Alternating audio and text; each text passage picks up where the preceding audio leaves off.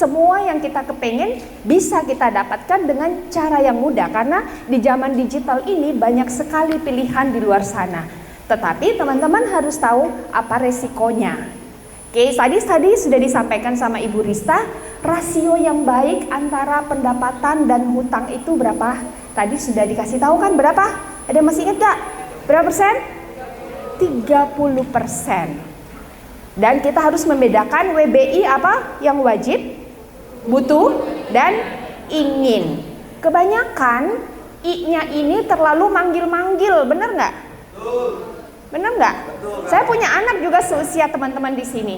Saya juga pernah cek keranjangnya dia, banyak banget, sampai 99. Saya bilang gila, aku aja nggak punya wishlist sebesar ini. Saya mengerti bahwa anak muda pasti lebih banyak maunya, bener nggak? Tiba-tiba nih ada teman yang ngajak, lagi ada tiket diskon nih ke Labuan Bajo, yuk. Labuan Bajo itu liburan mahal loh. Labuan Bajo yuk. Nggak punya duit, tapi kalau nggak bilang nggak punya duit gimana dong? Malu kan? Bukalah aplikasi marketplace yang jual tiket yang bayarnya boleh 3 kali, 6 kali, bahkan 12 kali. Itu maksain diri nggak teman-teman? Maksain. Itu masuk kategori W atau B atau I? I. Ibaratnya kalau I ini tidak kita penuhin berakibat fatal nggak buat diri kita? Nggak pergi juga nggak apa-apa. Dicengin, iyalah paling juga sebentar doang, habis itu dia juga udah lupa lagi gitu. Jadi itu yang saya pengen teman-teman semua sadarin. Berhutang, boleh nggak sih berhutang sebenarnya? Boleh. Berhutang yang sehat. Tadi rasionya sudah dikasih tahu 30%. Dan ingat, setiap kali kita berhutang, kita harus tahu sumber pembayaran kembalinya harus ada. Kita harus mensecure terlebih dahulu, kalau saya utang nanti bayarnya dari mana. Harus sudah ada. Kalau belum ada, jangan coba-coba berhutang. Itu. Ada yang punya pengalaman sudah pernah berhutang nggak di sini? Pasti ada. Hutang biasanya ke siapa? Ke teman. Ke saudara, ke kakak, biasanya ke kakak kali kalau kakaknya udah kerja. Itu masih baik. Kalau bulan depan nggak bisa bayar, kakaknya masih bilang, oh nggak apa-apa deh. Itu. Tapi kalau kita sudah berani memberanikan diri pinjam ke pihak eksternal, ingat teman-teman, yang harus kita ingat pertama kali adalah kita harus mensecure sumber pembayaran kembalinya. Itu harus. Oke, kalau ada yang bilang bagaimana saya bisa mensecure emergency fund saya kalau saya sendiri masih minta dari orang tua, bisa nggak sih? Makan aja susah, makan aja pas-pasan, bener nggak? Ada yang sudah bisa mencadang, ada yang punya uang lebih nggak setiap akhir bulan? Ada. Karena kebanyakan yang saya dengar minus. Kenapa? Awal bulan ada yang ngajak nongkrong coffee shop, ayo, bener nggak? Ada tugas ke coffee shop. Yang satu cangkir kopi sekarang berapa range-nya? 50.000. Boleh duduk seharian pakai wifi, bener gak? Oke. Besoknya ada yang ngajak lagi, lagi buy one get one tuh, coffee shop terkenal. Datang lagi. Belum pertengahan bulan duitnya sudah habis. Kemudian makan saya pakai apa? Ngutang di warung. Ingat, ngutang di warung akan mengurangi uang bulanan teman-teman di bulan depan, bener gak? Harus bayar, ada kewajiban. Itu, jadi setiap kita berhutang kita harus ingat, saya mau bayarnya pakai apa, saya punya sumber pembayarannya atau tidak. Berhutang tidak apa-apa.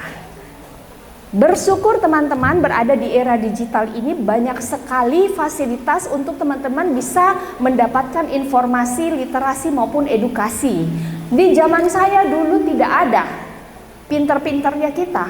Pernahkah terlilit dengan yang namanya utang atau kesulitan cash flow? Ya pernah juga, karena ketidaktahuan. Jadi teman-teman, sebelum teman-teman meninggalkan bangku kuliah dan masuk ke dunia nyatanya, di mana akan menjadi orang-orang yang produktif nanti di bidangnya, Teman-teman harus put in mind, taruh di dalam kepalanya bahwa pengeluaran itu harus disesuaikan dengan income teman-teman. Berapapun, jangan income-nya besar pasak daripada tiang, itu aja kuncinya. Besar pasak daripada tiang. Harus mengatur sedemikian rupa. Buat perencanaan seperti tadi yang sudah di-guide sama Ibu Rista.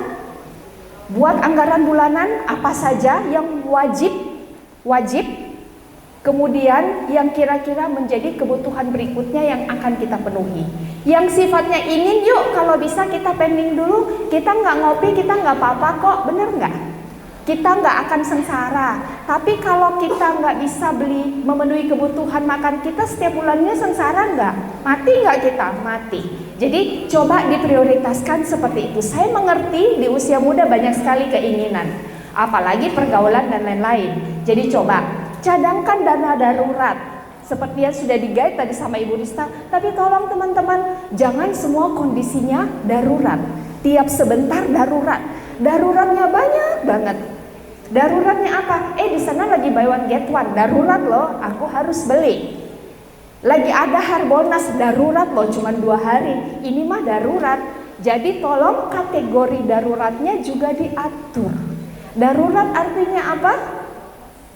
Yang kalau kita nggak penuhi, itu akan mengganggu kita, kehidupan kita dan masa depan kita. Contoh, kesehatan, pendidikan, itu. Jadi jangan tiap sebentar kondisinya darurat terus, darurat apa-apa, darurat apa-apa, darurat. Jadi kita harus bisa mensecure, mengkategorikan darurat kita itu adalah apa. Mungkin teman-teman pernah dengar ya, tiba-tiba ada teman-temannya yang bulan ini dia nggak bisa dapat transfer. Kenapa?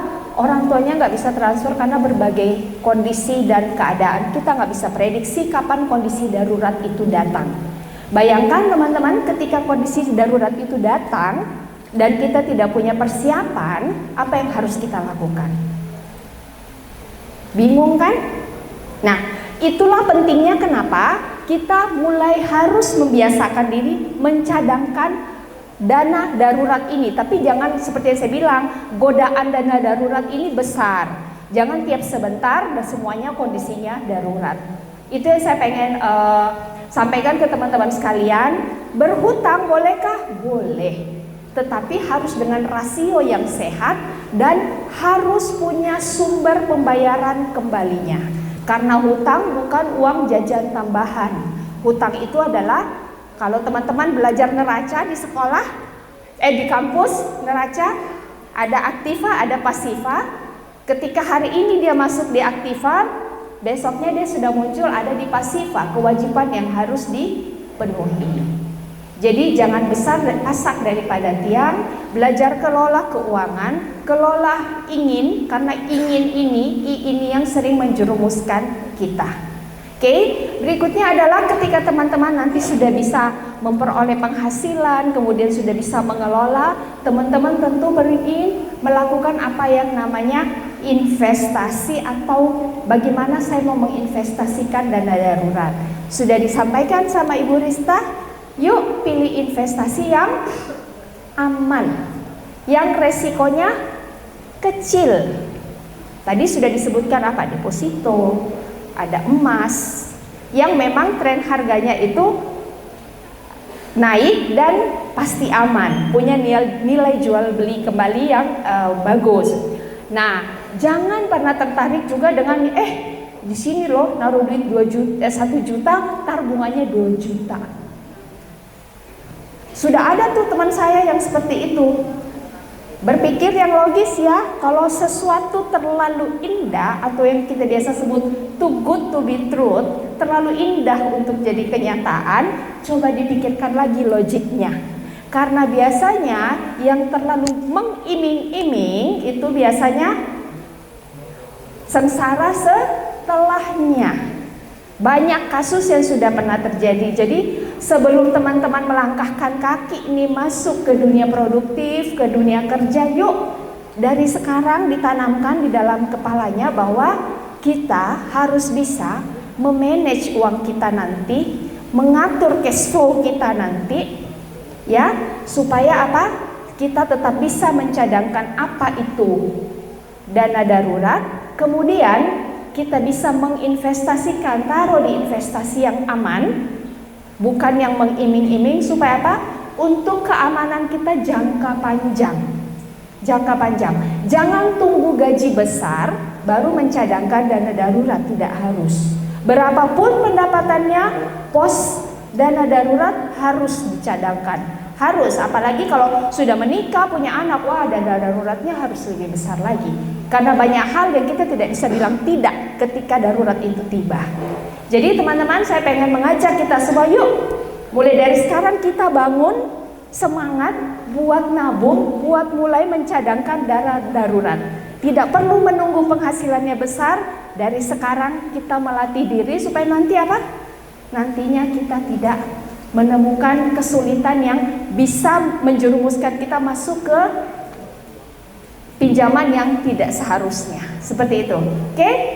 Itu aja, terima kasih.